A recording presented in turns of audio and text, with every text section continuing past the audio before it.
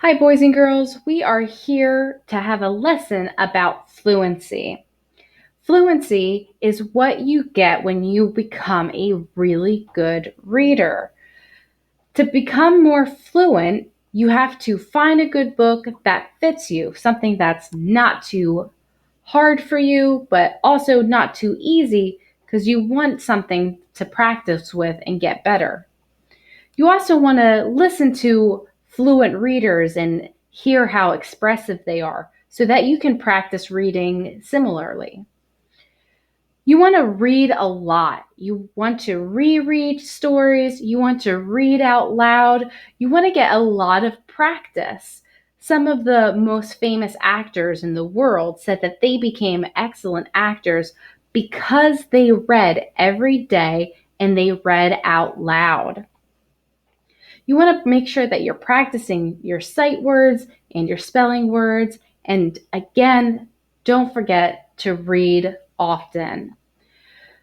Fluent readers have these 5 different characteristics.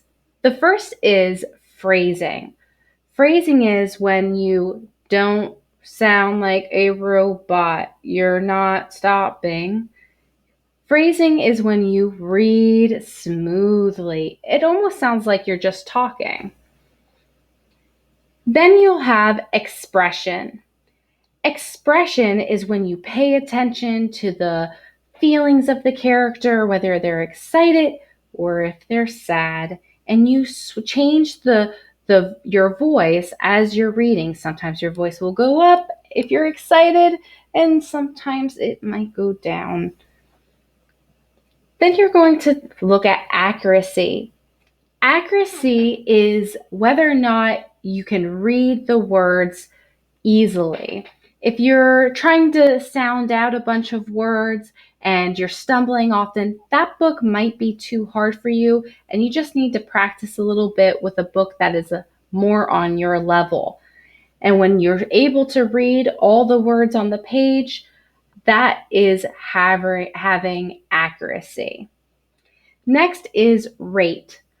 The rate of how you read means that you're not reading so fast and you're not reading so slow. So you want to make sure that your rate as you read is almost as if it would sound like when you were talking. Not too fast, not too slow, just right. Lastly, we have punctuation.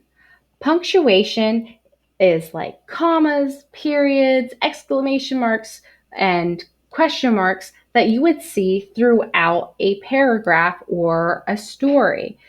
When we come across those different types of punctuations, we need to do different things. If it's a comma, maybe we just pause. And if it's a period, we come to a full stop. If it's a question mark, your voice would go up at the end because you're asking a question. And we need to make sure that we're paying attention to the punctuation to know when to do those things. So let's see what that would look like. Here is a passage from our shared read called Sharing Cultures.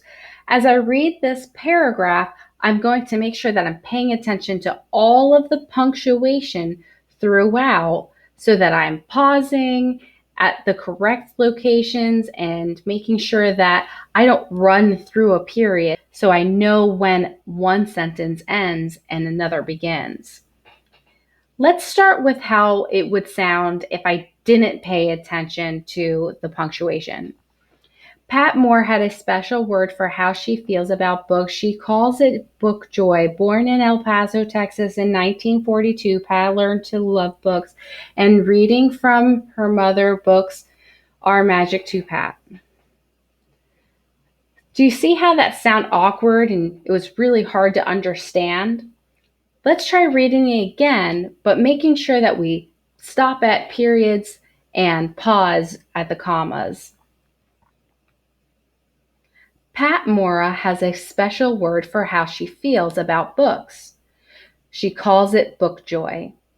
Born in El Paso, Texas in 1942, Pat learned to love books and reading from her mother. Books are magic to Pat. Boys and girls, I would like for you to practice doing this on your own using the Flipgrid. Find a paragraph from one of the stories that we read this week and read it in Flipgrid so that your teacher can hear what an amazing reader you are. You can even practice a couple times before you hop on to do your recording. All right, boys and girls, bye for now.